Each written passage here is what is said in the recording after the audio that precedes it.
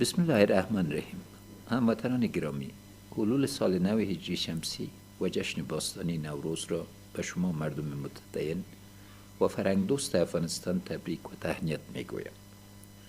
امیدوارم سال نو هجری شمسی را دور از غم و اندوه با کمال صفا و صمیمیت آغاز کنیم و لطف خداوند رحمان در تمامی روزهای سال شامل حال ما گردد.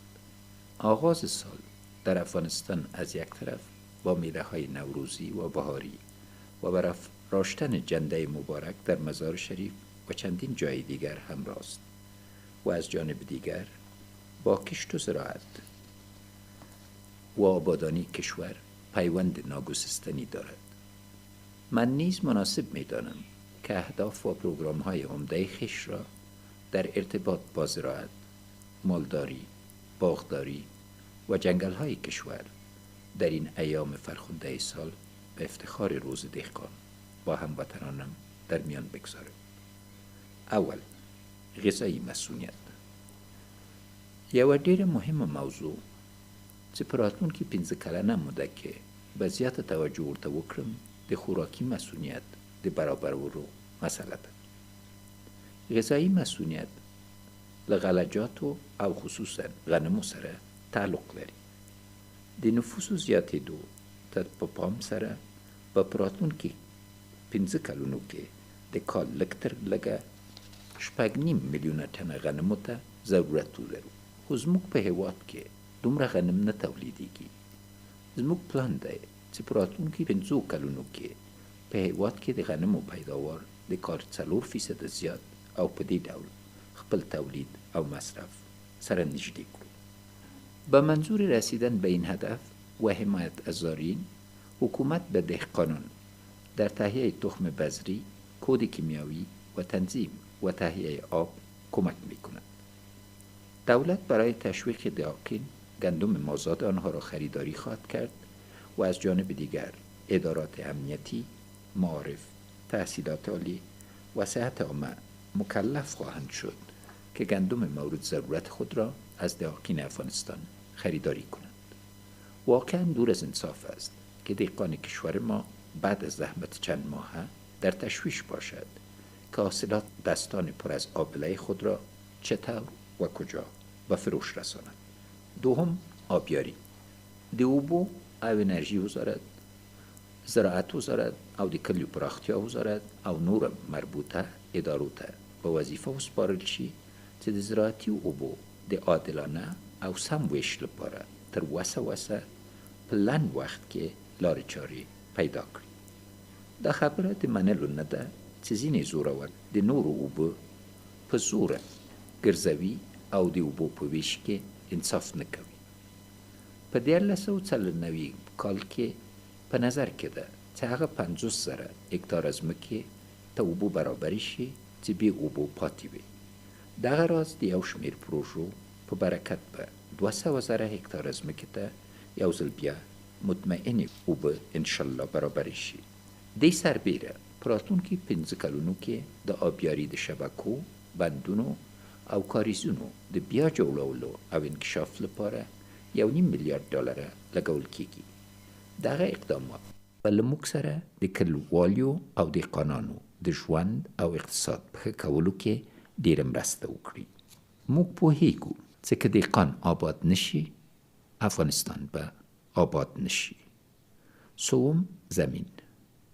به اساس فیصله چند هفته قبل کابینه افغانستان برای اولین بار یک مرجع واحد امور زمینداری، حل مشکلات مردم در زمینه زمینداری، دسترسی سکتور خصوصی به زمینهای دولتی، جهت سرمایه‌گذاری در عرصه‌های مختلف به خصوص زراعت و صنایع زراعتی که باعث رشد قریجات می‌گردد به وجود آمد. طبق اصول قبول شده جهانی، ثبت و انتقال زمین از یک شخص به شخص دیگر یک روند اداری است. اما در کشور ما این عملیه با وصف آن که ماهیت قضایی ندارد توسط محاکم صورت می‌گیرد که این کار نه تنها محاکم را در پیشبرد خطوط اساسی تسجیل شدهشان در قانون اساسی به کندی مواجه ساخته است، بلکه باعث طولانی شدن پروسه ثبت و انتقال زمین در کشور گردیده است. این امر باعث گردیده است که بیشتر از 80% زمین و ملکیت در کشور غیر رسمی و غیر ثبت شده باقی بماند که این وضعیت به قدر کافی تأثیرات منفی روی فعالیت‌های تجارتی بالخصوص بالای سکتور بانکداری به جای گذاشته است. بنابراین جهت تسریع روند ثبت و انتقال زمین در کشور، این عملیه را بر طبیعت اصلی خودش که یک روند کاملا ساده اداری است برمیگردانم و به ادارات زیرربط هدایت میدهم که در زمینه یک طرح منظم و همه جانبه را ترتیب و به کابینه کشور ارائه بدارند. جهت مؤثریت و تقویت هرچه بیشتر فعالیت‌های مرتبط با امور زمینداری و تنظیم عادلانه و مؤثر آب با منظور ایجاد هماهنگی بین ادارات مرتبط با سکتور زمینداری، جلب حمایت ادارات حکومتی به خاطر اصلاحات زمینداری، تصویب استراتژی‌های دقیق اصلاحات زمینداری و تنظیم آبیاری و نظارت از تطبیق درست آنها، حسابدهی درست در حکومتداری امور زمینداری، رسیدگی به ملکیت‌های غصب شده، حفاظت از ملکیت‌های شخصی، دولتی و عامه، فراهم نمودن زمینه تطبیق پروژه‌های بزرگ ملی در این راستا، شورای عالی زمین و آب را ایجاد می‌نماید. څلورم کوچیان د کوچیانو د مشکلات حل چې د دوی ژوند ورسره بهتره شي او په هیواد کې د مالداري د انکشاف سبب وګرځي، ژور مطالعات او تحقیقات غواړي. په دې برخه کې حکومت په لنډ مهالو، منځ مهالو او اوږد مهالو پروګرامونو کار کوي. مثلا په 1994 کال کې مې پلان داده چې په لومړي ګام کې د کوچیانو په مسایلو باندې د غور لپاره یو کمیسیون معزف کړم. ورپسې بیا د همدې کال په بهیر کې اراده لرم چې د کوچیانو د موسمي مینو او په دغه مینو او میش ځایونو کې د اوبو د تنظیم او د کوچیانو د تګ راتګ د لارو په اړه مسایلو ته پام وړوم او کار ورباندې وکړم. دا هم باید ووایم چې د کوچیانو او د دیشینو د مشکلاتو د حل لپاره به یوه ملي جرګه جوړه شي. پنځم، باغداري. د افغانستان د میوې خوند او کیفیت په دنیا کې مشهور دي. زه ټینګه اراده لرم چې په 1394 او ورپسې 4 کلونو کې د لوړ ارزښت په میوو لکه په انار، مڼې، زردالو، انځر، بادام، چهارمغز او کشمشو باندې د حکومت او خصوصي سکتور لخوا سرمایه گذاري وکړو. داسې چې باغونه زیات شي او تصدیق شوي نیالګي باغدارانو ته ورسیږي. دغه راز په دولتي ځمکو باندې د باغونو د جوړولو لپاره به سرمایه گذارو ته چارې آسانې کړو. د میوه‌جاتو د پروسس مرکزونه به جوړ کړو چې باغداران مو لا زیاته ګټه وکړي او د میوو د صادرولو لپاره بلا فایده‌منې لارې چارې ولټو. ششم، نباتات صنعتی و تیلی. افغانستان برای تولید نباتات صنعتی مانند زعفران و پنبه اقلیم مساعد دارد. در 5 سال آینده برای افزایش تولید زعفران و پروسس، بسته‌بندی، بازاریابی و سیستم تصدیق دهی آن تلاش خواهیم کرد. در قسمت پنبه به دهقان عزیز خود مژده می‌دهم که یافتن انواع جدید و پرحاصل پنبه‌دانه، افزایش ساحه تحت کشت پنبه و تشویق سرمایه‌گذاری خصوصی در عرصه پروسس و ارزش افزایی پنبه از اهداف ماست. دانه‌های تیلی بعد از غلجات به عنوان دومین منبع تأمین انرژی در تغذیه انسان‌ها مطرح می‌باشد. روغن آن، مصرف خوراکی و صنعتی و کنجاره آن به دلیل بالا بودن میزان پروتئین خوراک خوب حیوانات است. استحصال روغن از دانه‌های روغنی مثل کنجد، زغر، شرشم و پنبه‌دانه در افغانستان رایج بوده که 1% کم روغن مورد ضرورت ما را تشکیل می‌دهد. افغانستان امروز یکی از بزرگترین وارد کنندگان روغن نباتی در سطح منطقه به شمار می رود که تنها در سال 1391 به قیمت مجموعی $390 میلیون آمریکایی روغن نباتی وارد نموده است. این وضعیت یک فرصت مناسب برای تحقیق و ترویج انواع دانه‌های تیلی و تشویق سرمایه‌گذاری خصوصی در راستای ایجاد مراکز پروسس، تصفیه و بسته‌بندی این پیداوار است. اوم زنګلونه او ورشوګانې. الف طبیعي زنګلونه د معیشت د برابرولو سبب کیږي. د خاورې د سولیدلو او سیلابونو د راتلو مخه نیسي او د هوا پاکوالي او تصفیه کې لویه برخه اخلي. د افغانستان خاوره 3% زنګلونه پوښولې وه، خو اوس دغه اندازه د بدې مرغۍ نه 2.6% ته راټیټه شوې ده.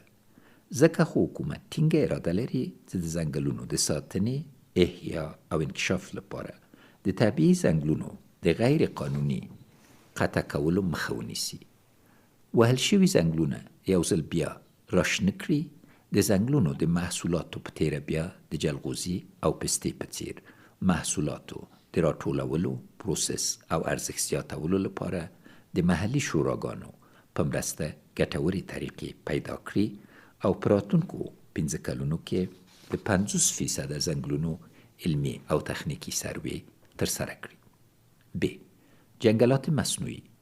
به منظور تصفیه آب و هوا و ایجاد فضای سبز در حومه شهرها، حکومت مصمم است تا در سراسر کشور تولید و توزیع نهالهای غیر مثمر را افزایش دهد و در اطراف شهر کابل یک کمربند سبز را به مساحت 10,000 هکتار ایجاد کند. جیم علفچرونه او ورشوګانې او علفچرونه د څارویو د روزلو او ساتلو او د مالداري د زیاتولو لپاره ډیر ضروری دي. په همدې علت حکومت غواړي چې په راتلونکي 15 کلونو کې د ورشوګانو د تخریب مخه ونیسي او 50,000 هکتار تخریب شوي ورشوګانې یو ځل بیا احیا او اصلي حالت ته ستانه کړي. موږ دا پلان هم لرو چې له شګو، بادونو او آبخیزیو څخه د ورشوګانو د ساتنې لپاره مقاوم نیالګي برابر او تکثیر کړو. موږ خپلو مالدارو ته ډاډ ورکوو چې دوی د ورشوګانو د غصبولو او تخریبولو مخه به ونیسو. د. نباتات طبی. به اساس ارقام در سال 1392 16,000 تن نباتات طبی به ارزش 64 میلیون دلار به خارج از کشور صادر شده است. با توجه به نقش و اهمیت نباتات طبی در نظر است تا در مدت 5 سال آینده جهت جمع‌آوری، پروسس، بسته‌بندی و ارزش افزایی این نباتات بالخصوص در مورد شیرین بویه و هنگ با همکاری و مشارکت شوراهای محل طریقه‌های موفق و کارآمدی را داشته باشید. اتم مالداری. زموږ هیواد د وچکالیو په وجه او مالداري ته د لازمې توجه نه کولو په وجه هر کال یوازې 150,000 تنه غوښه تولیدوي. حال دا چې افغانستان 520,000 تنه غوښې ته ضرورت لري او دا پاتې برخه له خارجي هیوادونو څخه پوره کوو.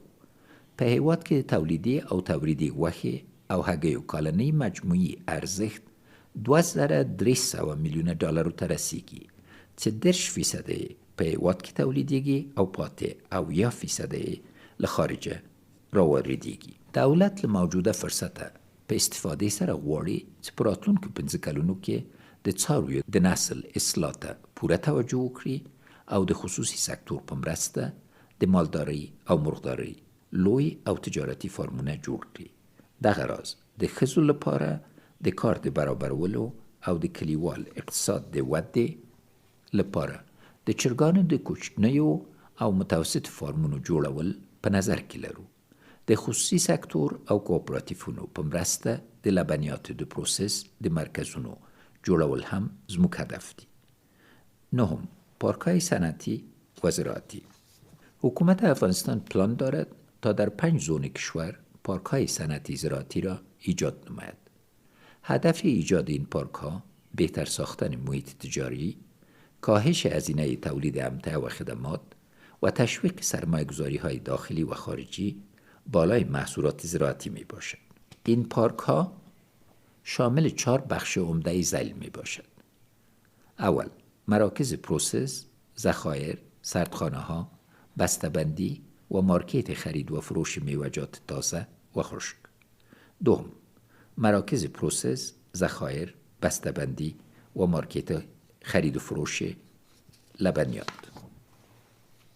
سوم، ذخایر استراتژیک غلجات، آسیاب‌ها و مراکز خرید و فروش و بالاخره مراکز عرضه خدمات معلومات تجاری و زراعتی، لایسنس تصدیق دهی و لوجستیکی. 10. ظرفیت بشری.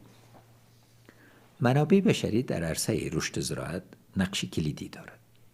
دولت در تمام بخش‌های تخصصی سکتور زراعت افراد مسلکی را به کار خواهد گماشت. بحث‌های مشورتی با متخصصین سکتور زراعت و دقیقین جهت شناسایی چالش‌ها، راه حل‌ها و فرصت‌ها برای رشد سکتور زراعت از برنامه‌های ماست. قدرمند و وطنوالو، په داسې حال کې چې د نوي کال د راتلو په مناسبت یو ځل بیا تاسې ټولو ته مبارکي وایم. د الله تعالی په دربار کې دعا کوم چې زموږ هېواد دې په خپل رحم او کرم سره له بدمرغیو، له جنګونو، له شخړو او له طبیعي مصیبتونو وساتي او خوشحالي دې د هر افغان د کور میلمنه شي. آمین یا رب العالمین. ژوندی دې وي افغانستان. پاینده باد افغانستان. پاینده باد افغانستان. پاینده باد